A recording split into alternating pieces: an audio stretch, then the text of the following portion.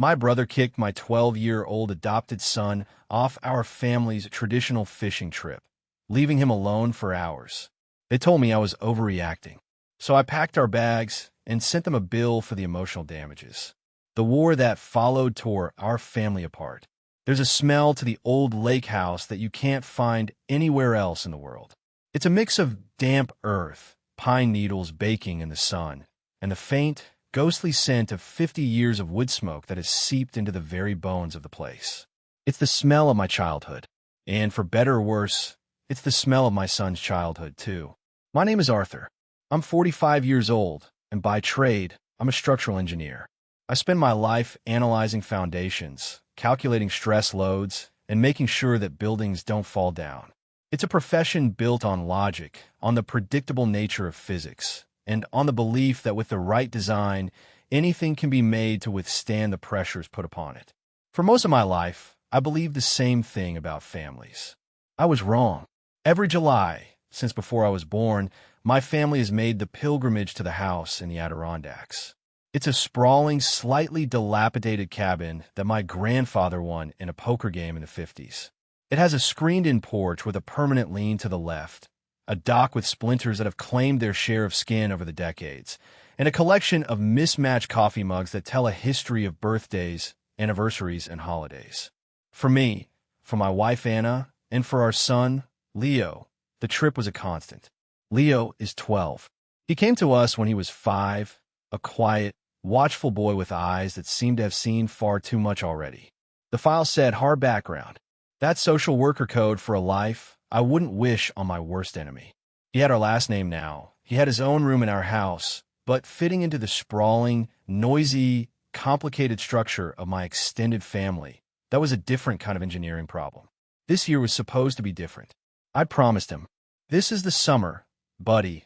I told him a week before we left, ruffling his hair as he meticulously organized his fishing lures. "This is the summer you become a lake house legend." He looked up at me, a shy, hopeful smile playing on his lips. "Really? Absolutely. I can feel it. I'm in it too. But promises are delicate structures, and I should have known better than anyone that the foundations of our family get-togethers were dangerously unstable. I carried the proof of that in my own memory, a ghost that walked with me every time I stepped onto that porch. I was 10 years old. My father had given me a complex model airplane for my birthday, 8P-51 Mustang with over 200 tiny, intricate pieces. For weeks, I'd sat at the kitchen table, hunched over the instructions, the smell of model glue sharp in my nostrils. It was the most difficult, most satisfying thing I had ever done. The wings were on. The fuselage was perfect. I was just about to attach the propeller. My brother, Mark, 2 years older and a solid foot taller, came thundering through the kitchen. "He tripped," he said later. His arm swung out, and my beautiful, nearly finished airplane cartwheeled off the table, exploding into 100 pieces on the linoleum floor. I remember the sharp, sickening crack of the balsa wood. I remember staring at the wreckage, a hot lump of tears rising in my throat. Mark stood over it, a look of fake, theatrical shock on his face. "Oh man, Art, I'm so sorry. It was an accident." But I'd seen the flicker of a smirk in his eyes just before it happened. When my father came in to see what the noise was, he took one look at my crying face and the shattered model and sighed, the sound of pure parental exhaustion. "Come on, Art," he said, his voice weary. "It's just a thing. Your brother didn't mean it. Be the bigger person. Be the bigger person." The 4 words that had defined my role in the family. Swallow your anger. Absorb the slight. Don't make waves. I learned the lesson well. I became an expert at patching over the cracks, at pretending the foundation wasn't shifting beneath our feet. And for years, I had been unconsciously asking my own son to do the same. The slights against Leo were never overt, not like a smashed airplane. They were more like paper cuts, 1,000 tiny, almost invisible wounds that bled all the same. I see them clearly now, in hindsight's cruel 2020 vision. There was the summer Mark, the self-appointed patriarch of our generation, started calling his own son, Josh, Captain, whenever they were near the water. "Hey, Captain, grab the anchor." Josh was 13, a year older than Leo, and he puffed up with pride every time. Leo, standing right next to him, was always buddy or kiddo. A small thing. Insignificant, I told myself. There was the afternoon Karen, Mark's wife, bustled out onto the porch with a tray of peanut butter cookies, still warm from the oven. "Snacks for the cousins," she'd chirped, pointedly handing one to every child except Leo. She knew he had a mild peanut allergy. When Anna had quietly reminded her, Karen had feigned a dramatic gasp. "Oh my goodness, I completely forgot. Here, Leo, honey, you can have an apple." And she'd handed him a single, slightly bruised red delicious from the fruit bowl. I remembered Anna's hand on my arm later that night, her voice low and tight. "You saw that, right?" She didn't forget, Art. And I, the master of avoidance, had squeezed her hand and said, "I'm sure it was an accident. It's not worth the fight. It's not worth the fight." The mantra of a man terrified of a building collapsing. I told myself it was just family weirdness, the casual thoughtlessness of a large group. I told myself Leo was strong, that he didn't notice. But he noticed. A kid who spent the first 5 years of his life learning to read the subtle shifts in a room to ensure his own safety. Oh, he noticed everything. He just never said a word. He just absorbed it the way I had. He was being the bigger person. And this year, I had looked him in the eye and promised him it would be different. I had promised him a place in the legend of the house. I had no idea I was about to set him up for the biggest betrayal of all. The legend of Grandpa's boat was woven into the fabric of our family. It was a weather-beaten but sturdy aluminum fishing boat, christened the Lucky Strike. My grandfather had caught a prize-winning bass from it in 1968, and the story had been told and retold so many times it had taken on the quality of a myth. The unofficial rite of passage for every boy in the family, usually around the age of 12 or 13, was to be taken out on a serious fishing trip on the Lucky Strike, just with the men. It was a symbolic welcome into the inner circle. This was Leo's year. He'd been talking about it for months. He'd watched hours of YouTube videos on how to tie the perfect clinch knot. He had a new fishing vest, a gift from us, with more pockets and zippers than he knew what to do with. The morning of the trip, he was up before the sun, his energy a vibrating hum in the quiet cabin. He was ready.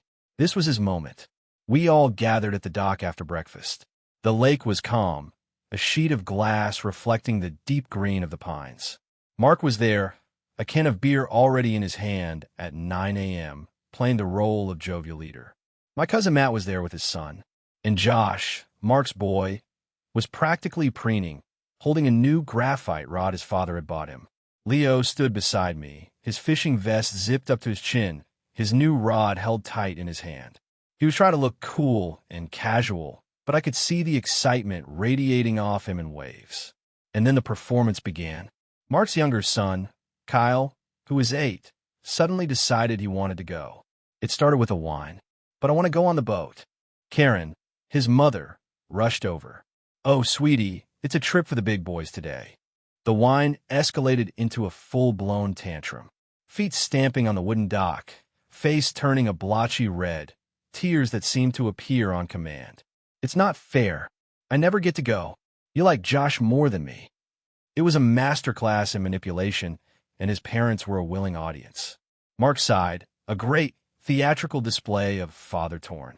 He walked over to me, draping a heavy arm over my shoulder, his voice dropping into a conspiratorial, man-to-man tone. "Hey, Art," he began, the smell of cheap lager on his breath. "You know how it is. The little guy has his heart set on it now. It'll be easier this way." I felt a cold knot form in my stomach. "Easier how, Mark?"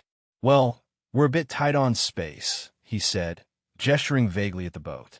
It was a blatant lie. The boat could comfortably hold 5, maybe 6. "Look, Leo's practically a teenager. He can handle a little disappointment. Let it be the mature one." Huh? There it was. Be the mature one. The words echoed across 35 years, from a kitchen floor covered in broken plastic to a sun-drenched dock. My father's voice, my brother's mouth. A legacy of casual cruelty, passed down like a family heirloom. Before I could form a response, before I could push past the sudden, thick fog in my brain, Mark had already turned to Leo. He crouched down, putting on his best fun uncle face. "Hey, champ," he said, his voice offensively cheerful. Gonna need you to be our dock commander today. Hold down the fort for us, will ya? We'll bring you back a big one." He ruffled Leo's hair, the same way I had done when making my promise. The gesture felt like a violation. Leo didn't say a word. He just stared at Mark, his face a perfect, unreadable mask. He'd learned long ago that showing disappointment was a weakness that could be used against you. He simply gave a small, stiff nod. And just like that, it was over. Kyle, his tears miraculously gone, scrambled into the boat. Josh shot Leo a look of pure, undisguised triumph. Mark started the engine with a roar, and the Lucky Strike pulled away from the dock, leaving a wake that lapped gently at my son's feet. Leo stood there alone, holding his fishing rod, a proud member of the dock guard. Anna and I didn't know what to do. We mumbled something about going for a walk, telling Leo we'd be back soon. We thought he'd get bored and wander back to the cabin, read a book, do something else. It was what a normal kid would do. But Leo wasn't just any kid. He was a boy who had been told to wait, and he would wait. He was a boy who had been given a post to guard, and he would guard it. We walked for 2 hours, the conversation strained and circular. I kept telling myself it wasn't a big deal, that I was overreacting. Anna stayed quiet, letting me spin my wheels, knowing I had to get there on my own. When we came back, he was still there. He hadn't moved an inch. He was sitting on the edge of the dock now, his legs dangling over the water, his fishing rod lying untouched beside him. The sun was high and hot, beating down on his small frame. His shoulders were pinkening, a testament to the time he'd been out there.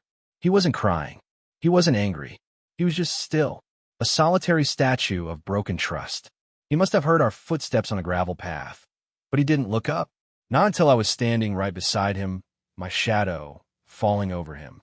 He slowly turned his head, his eyes shaded by the bill of his baseball cap. He looked past me, then at me, his gaze steady. And then he spoke, his voice low and devoid of accusation. It was worse than an accusation. It was a simple request for data. The question of one engineer's son to another. "Dad," he said, his voice perfectly even, "does this count?"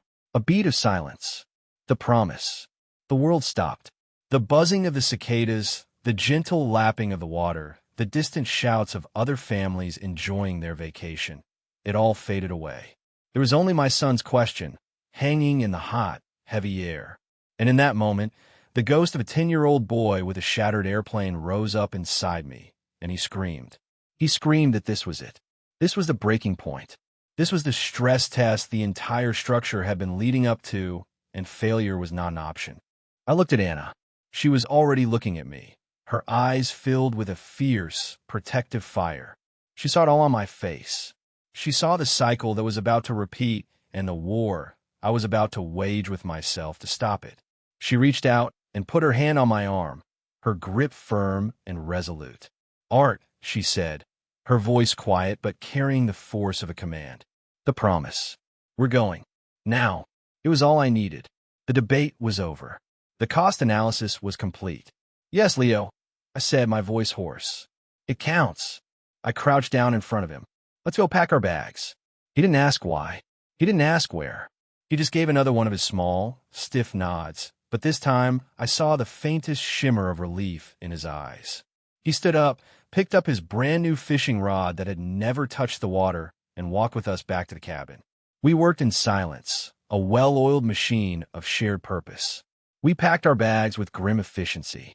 No discussion, no second thoughts. Every folded shirt, every pair of shorts tossed into the suitcase was a brick in the new wall we were building around our family. As I carried the last bag to the car, I saw him. My Uncle Robert, my father's younger brother, sitting on the porch of his own cabin next door. He was a quiet man, a retired woodworker who mostly kept to himself during these chaotic family gatherings.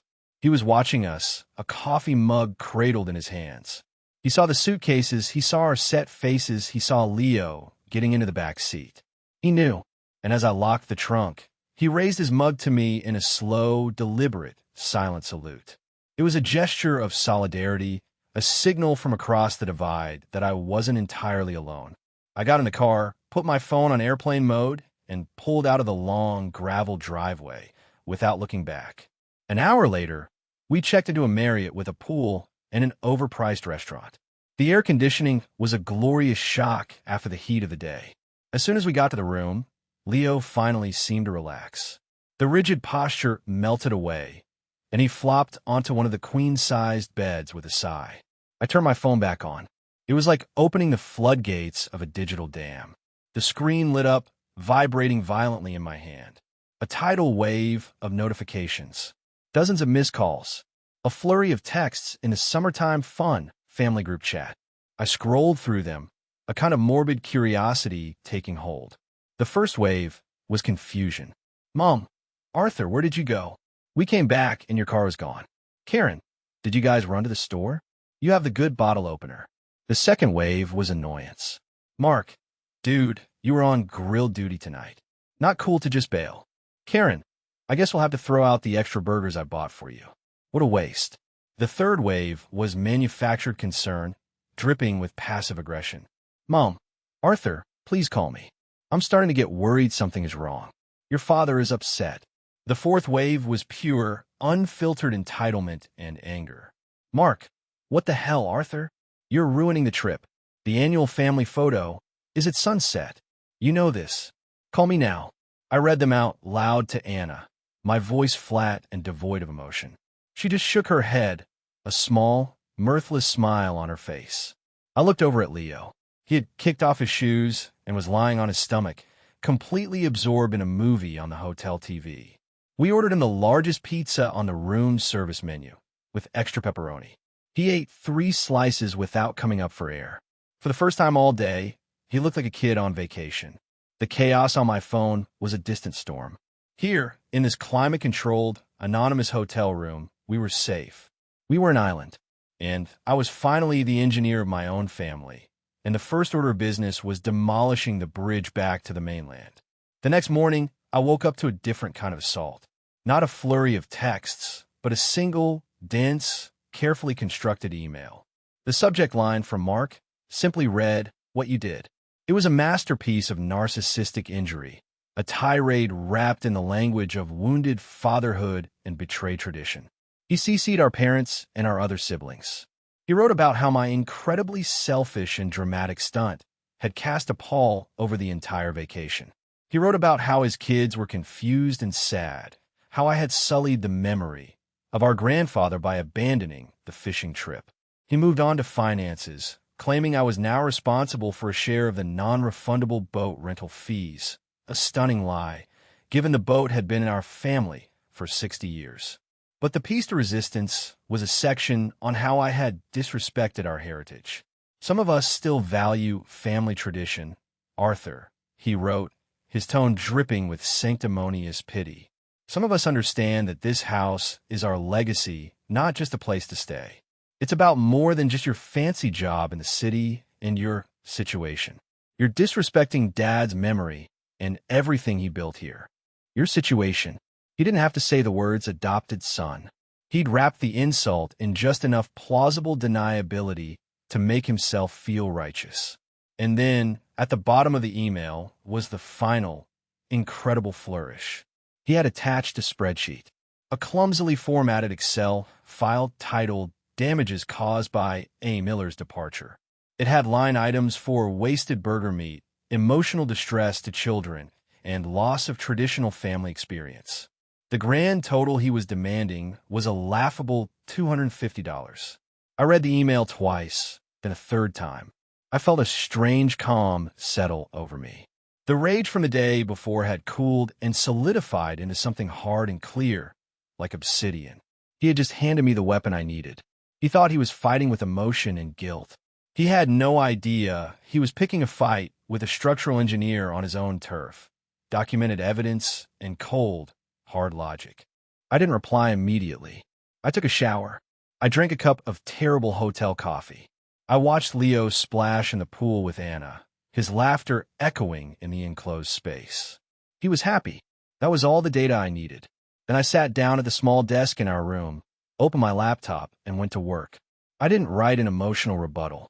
I didn't defend myself or explain our reasons. That would be playing his game. Instead, I opened Excel. I created a new workbook. I spent a full hour formatting it, making it clean, professional, and utterly ruthless. The header was in a bold, sans serif font. The lines were crisp. The columns were perfectly aligned. I titled the PDF export, Invoice hashtag 2023-07, Outstanding Emotional and Psychological Balance. Then, I drafted my reply email. It was short and to the point. Subject, what you did, see attached. Mark, thank you for your email and the attached financial summary. I have reviewed your points. In the interest of settling all outstanding family accounts, I have prepared a corresponding invoice for your review. Please see attached. Regards, Arthur Miller. I attached my PDF. The invoice was a thing of brutalist beauty. Invoice hashtag 2023-07TO. Mark Miller, Miller Family Seniority Faction from Arthur Miller, the Miller Family, Leo, Anna, Arthur, date, July 15th, 2023. Subject, Outstanding Emotional and Psychological Balance. Item 1. Deliberate exclusion and emotional hardship inflicted upon a minor. Description, public removal of a child from a significant family rite of passage to appease a younger child's tantrum. Subsequent abandonment of said minor on a dock for a period of approximately 2 hours. Rate, incalculable. Amount due, a direct, sincere, and comprehensive apology to be delivered from you to Leo Miller. Item 2. Chronic invalidation and microaggressions, period, 2018, present. Description, a consistent pattern of behavior designed to marginalize a member of the family. Includes, but is not limited to, targeted forgetfulness regarding health concerns, see. Peanut Incident, 2021, unequal distribution of affection/nicknames, and verbal reinforcement of otherness. Rate, not applicable. Amount due, a commitment to meaningful and sustained self-reflection. Item 3. Gaslighting and attempted financial intimidation via falsified expense report. Description, the creation and distribution of a fraudulent document intended to assign blame and extract funds under false pretenses. Rate, not applicable. Amount due, your payment of $250 is considered an admission of guilt for this item. As such, payment is respectfully declined. Total amount due, see items 1 and 2. Payment terms, immediate. Before I sent it, I added one final sentence to the email body. You're right about one thing. Family is about heritage. You inherited Dad's boat and his position as the older brother. I seem to have inherited his role of having to be the bigger person. As of today, I am officially retiring from that position. Do not contact us again until you are prepared to address the terms of the attached invoice. I clicked Reply All. My finger hovered over the mouse for a second. This was it. There was no coming back from this. It was a controlled demolition.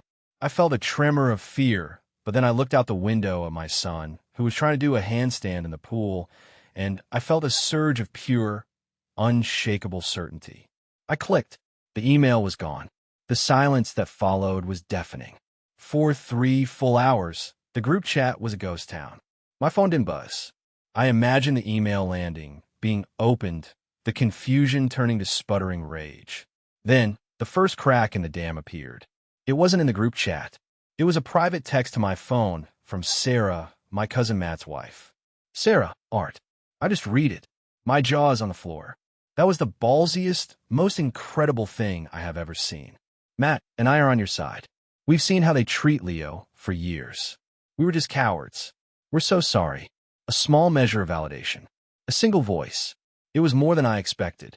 But it was the next missile that blew the entire structure apart. An email. To the same Reply All thread. From Uncle Robert.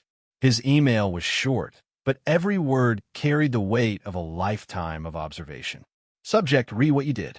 Mark, I remember standing in the garage in 1978 when your father told me my dream of being a photographer was a foolish waste of time. He said my job was to stay here and learn a real trade. He was wrong then, and you are wrong now. You are confusing possession of a thing with strength of character. Your father would be ashamed of you today. Arthur, your son is a good kid. You did the right thing. Some family trees need to be pruned to let the light in. Robert, that was it. That was the moment the Cold War turned hot. Uncle Robert, the silent observer, had just chosen a side, and in doing so, he had given everyone else permission to do the same.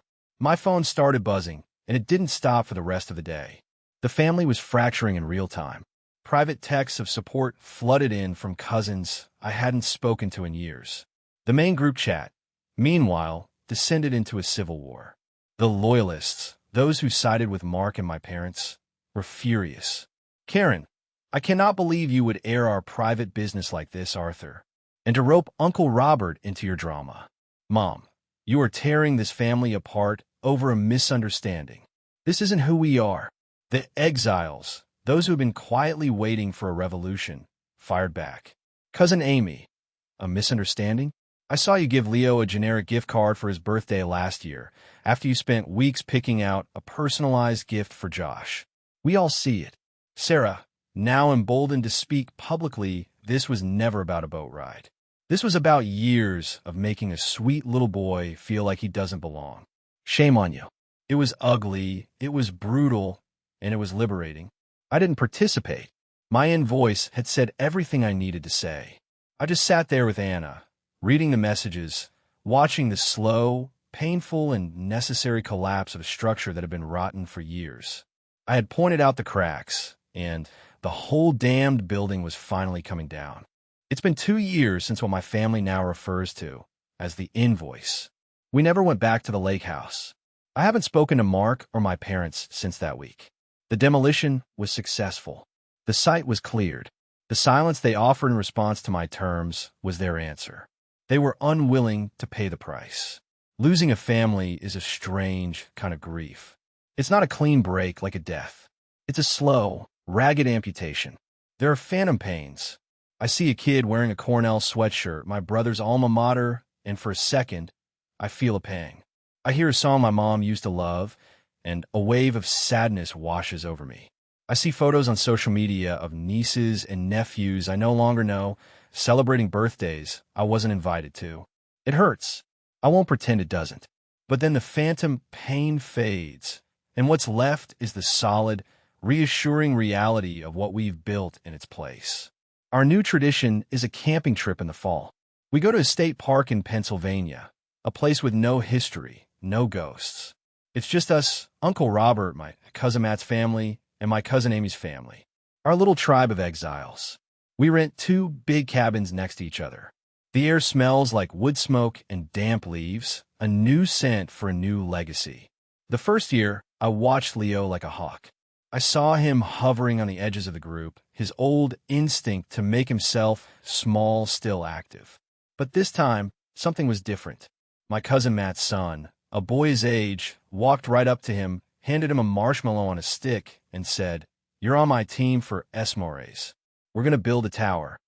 No condescension, no pity, just a simple, uncomplicated invitation. Now, 2 years in, Leo is a different person. He walks taller. The caution in his eyes has been replaced by a quiet confidence. He tells jokes at the campfire. He argues about sports with his cousins. He belongs, not because he was granted permission, but because he is in a place where belonging is the default setting. Last fall, I witnessed a moment that felt like the closing of a circle. We were down by the lake, a new lake, our lake. Leo, now 14, was teaching Amy's youngest daughter, who is 7, how to skip stones. He was patient, his voice gentle. "No, see, you have to hold it flat, like this," he said, adjusting her grip on a smooth, gray stone. "And you have to snap your wrist. Watch." He flicked his wrist, and his stone danced across the water's surface, a perfect 7 skips before it vanished. The little girl gasped in delight. Leo beamed, a proud, easy smile that reached all the way to his eyes. He wasn't the boy on the edge anymore. He was the teacher, the one with the knowledge, the center of his own happy moment. He was a lake house legend, after all, just at a different house. I caught Anna's eye from across the shore. She was watching, too. She smiled at me, a smile that said everything. "Look what we did. Look what we built." I think about that a lot.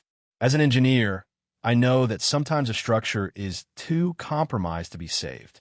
You can patch the cracks, you can shore up the walls, But if the foundation itself is rotten, you're just delaying the inevitable collapse. Tearing it down isn't an act of destruction. It's an act of safety. It's what you do to make way for something new, something stronger, something built to last. I have the invoice saved on my computer. I look at it sometimes. A monument to the day I stopped being the bigger person and started being a father. We lost a lot of family that day, but we didn't lose ourselves. We found ourselves. It's not a perfect, happy ending. It's a messy, complicated, and peaceful one. We have scars, but scars are proof that you survived the wound. They're the marks of a structure that was tested and held. And every night, when I say goodnight to my son, my confident, funny, kind, wonderful son, I know, with the certainty of a law of physics, that it was a price worth paying. They say you can't choose your family. Maybe that's true, but you can choose who gets to stay. You can choose to stop accepting a foundation you know is cracked. Was I wrong to take a sledgehammer to it? Or was I just the first one brave enough to point out that the building was condemned all along?